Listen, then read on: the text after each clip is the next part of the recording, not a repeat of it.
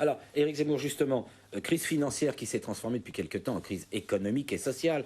Et le G20 n'a rien proposé sur cette crise économique et sociale. Finalement, il a dit plus jamais ça en parlant de la crise financière.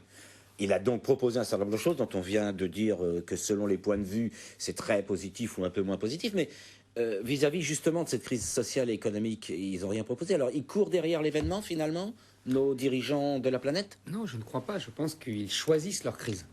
C'est-à-dire que je pense c'est encore pire ce que vous dites. Non, on choisit son diagnostic. C'est-à-dire qu'en fait, on voit bien, soit on estime que nous vivons une crise financière et que seule la crise financière a provoqué la crise économique et sociale. Et dans ce cas-là, c'est le choix du G20, c'est le choix de Sarkozy, de Merkel. Il faut limiter réguler les hedge funds. Exactement. Hein, le retour de la régulation. Obama lui veut relancer par la consommation. Voilà. Et l'Union européenne veut réguler. Non, attendez, parce que là, ça y est, on part. Allez, Éric Zemmour. Donc, régulation des hedge funds, des bonus, des ceci, des cela. Enfin bref, passons. Je constate d'ailleurs que le plus important est rester dans le flou, c'est-à-dire les paradis fiscaux, et pour cause, puisque le plus grand paradis fiscal, c'est lui qui recevait. Parce que l'Angleterre est le plus grand paradis fiscal du monde. Attali a une très jolie formule, c'était la réunion des alcooliques anonymes dans un bar à vin.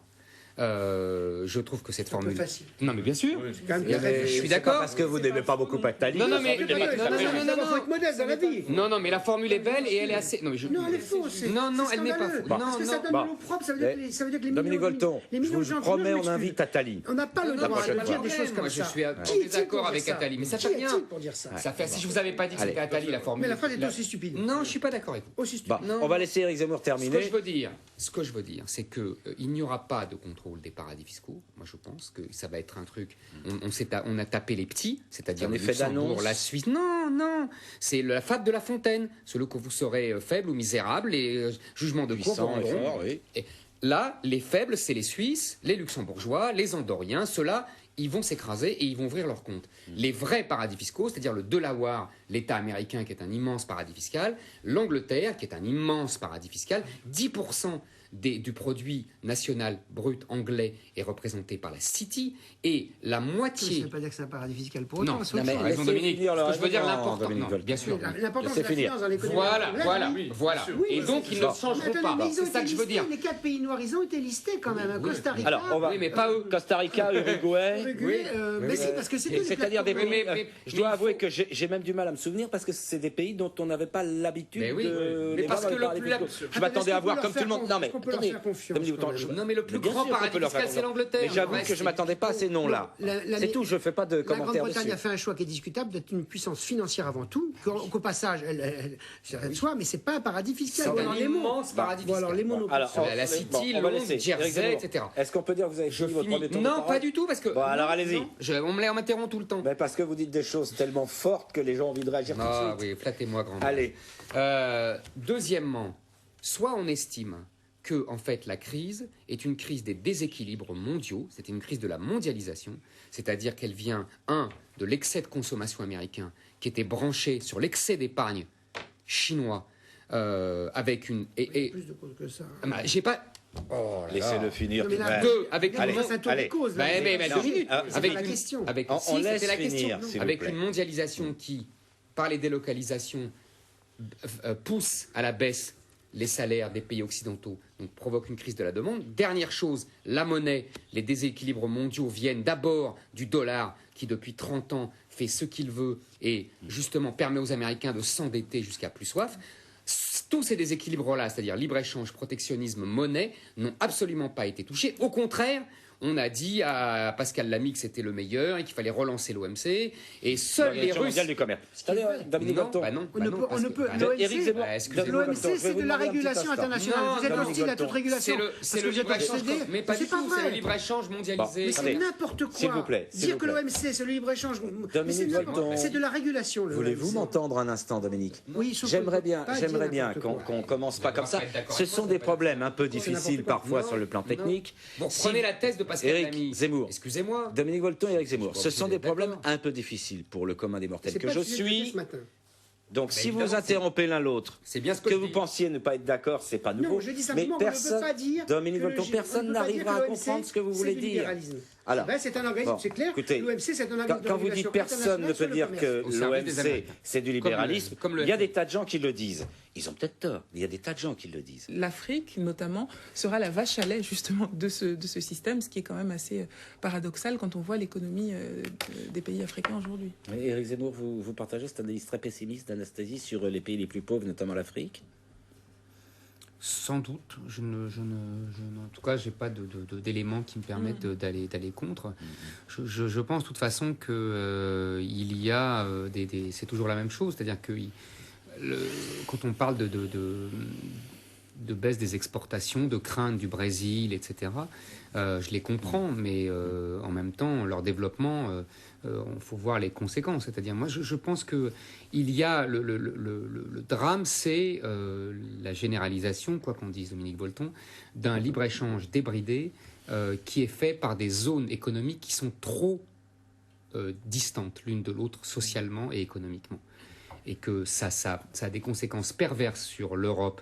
Ça provoque chômage et baisse d'emploi et baisse de salaire et baisse de protection sociale. Et de l'autre côté, je pense que ça oriente en particulier les pays pauvres vers uniquement des niches exportatrices. Et du coup, par exemple, ils oublient de nourrir leur propre pays. Ils importent... Une culture d'exportation plutôt qu'une culture. Mais j'ai pas dit que c'était idiot. Ils oublient de nourrir leur Non, oublie, je veux dire, c'est une... Non, d'accord, Dominique. Formule. C'est une formule. Je veux dire, par bien. exemple, le FMI leur disait, vous faites ça, mais il faut aller dans l'exportation. Donc, oubliez, c'est entre guillemets, évidemment. Et surtout, ils sont pas idiots, mais ils sont souvent corrompus, cher Dominique. Il n'y a pas que. Il n'y a pas que, mais enfin, ça joue quand même beaucoup. Éric. Hein. Bon, Éric Zemmour, à vous la parole, si j'ose dire. Non, mais je souris parce que c'est la sempiternelle discussion qui revient. Moi, Ça, à chaque fois, oui. On va essayer d'éviter. donc, on va essayer d'éviter. Moi, j'ai souvenir que avant, quand des gens demandaient à être français, on leur disait voilà, c'est comme ça et pas autrement. Si vous voulez, vous n'êtes pas obligé d'être français. Apparemment, les règles changent. Ça a changé. Non, L'histoire non, a changé. mais on est bien d'accord. on va laisser Mais s'exprimer. j'ai le droit de m'en désoler. Ouais, ouais. Je suis d'accord. J'ai le droit à la nostalgie. Bon. La nostalgie n'est plus ce qu'elle était. Exactement. disait-on. Deuxièmement, je pense que Mayotte est intéressant. Vous avez dit laboratoire, c'est un miroir grossissant de nombreuses thématiques explosives en France et qui sont d'autant plus explosives là-bas. C'est-à-dire que Nadir a dit l'islam n'est pas un problème. Je comprends son point de vue et je comprends ses arguments. Simplement, l'islam n'est pas seulement une religion, c'est aussi une culture. Et ça, on sera tous d'accord autour de cette table. Et cette culture est très prégnante. Il y a des islams, enfin, je veux dire, Il y a des c'est pas islams. obligé. Bien sûr, vous avez raison. Il y a des islams aussi. Il y a des Comment n'est pas le Vous avez raison. Je suis d'accord. Je Donc, suis d'accord avec ça. On est Pas de d'accord avec pas de ça. caricature. Alors, Non, je Éric suis Zemmour, d'accord avec ça. Je suis d'accord avec ça. Continuez, ne vous laissez pas troubler. Non, mais je suis d'accord. Évidemment, il y a des islams, bien sûr. Mais ce que je veux dire, c'est que c'est d'abord une culture pour moi avant d'être une religion, c'est-à-dire un certain mode de vie, art de vivre, qui d'ailleurs a ses grandeurs et a sa noblesse. Et le problème, c'est qu'il s'affronte avec, bien souvent, avec le modèle français, sur la laïcité, sur les femmes, sur l'organisation de la cité, etc. Donc, c'est pour ça que je disais ironiquement à Dominique, avant, c'était ceux qui voulaient devenir français qui se coulaient dans le moule français. Aujourd'hui, on est là à leur dire, mais oui, mais la polygamie, c'est pas si mal après tout, vous avez le temps pour... et puis... Soyons clairs, Éric Zemmour. On a dit que la polygamie devait disparaître Oui, à mais est-ce Mayotte, qu'on l'imposera? mais que ça, on l'a imposé. Non, mais Là- j'attends de non, voir, ce parce que que- dit le référendum, pour être clair, pour que tout le monde sache ce qui est dit, c'est ceux qui sont actuellement polygames vont le rester, Voilà, je vous le fais pas dire. mais c'est désormais interdit. Je vous le fais pas dire, Oui, bah, sauf c'est que la moindre sur le chose de territoire, rester. c'est la Ah, moindre- attendez, exactement. Je voulais Sur- apporter une précision. Sur le De toute façon, territoire tout le monde soit au français, courant. il y a des cas nombreux de polygamie, on les interdit pas vraiment. Tous ceux qui ont des amants et Et- des maîtresses. hein. Les bons Non, ça n'a Français qui ont des rien amants à et des voir, maîtresses. c'est un argument. Allez, Vous me s'il vous décevez, plaît. Dominique. Pourquoi Parce que décevez, vous n'avez vous pas me d'amant et de décevez. maîtresse, c'est peut-être pour ça. La Bon, monogamie allez, entraîne s'il vous plaît. évidemment l'adultère. C'est évident, c'est une évidence C'est pas ça séculaire. que Est-ce qu'on Mais pourrait ça n'a rien revenir à à voir. Mayotte, Bon, s'il vous bref. plaît, Donc, sans vous commander? Donc, deuxièmement, il y a un problème majeur. Ça va coûter cher. l'ajustement social va coûter cher. D'autant qu'une grande majorité de la population a moins de 25 ans. Et d'autant que plus les qu'il y a structures troisième- sont à faire. Mais c'est la richesse. Elles sont à des faire. femmes. Les Troisième- hommes, c'est la Ah non, richesse. non, mais je ne fais qu'énoncer des faits. Je Les hommes, sais, c'est nous la avons richesse. encore une fois cette vieille discussion, je ne l'aurais pas Sur la de nouveau. démographie, Je on pense sait que que vous n'êtes voilà, pas d'accord. exactement. Bon. Troisièmement, il y a une immigration massive des 3 autres îles des Comores. Je crois qu'un tiers de la population de Mayotte vient des autres îles des Comores. Exactement. Donc d'ailleurs, le précédent ministre des Dom-Tom, secrétaire d'État des Dom-Tom, Barouin, avait imaginé pour Mayotte la Changement le droit du sol sur. Ah pardon, excusez-moi, vous avez raison, parce qu'il y a eu une intermède de Mariton. Excusez-moi.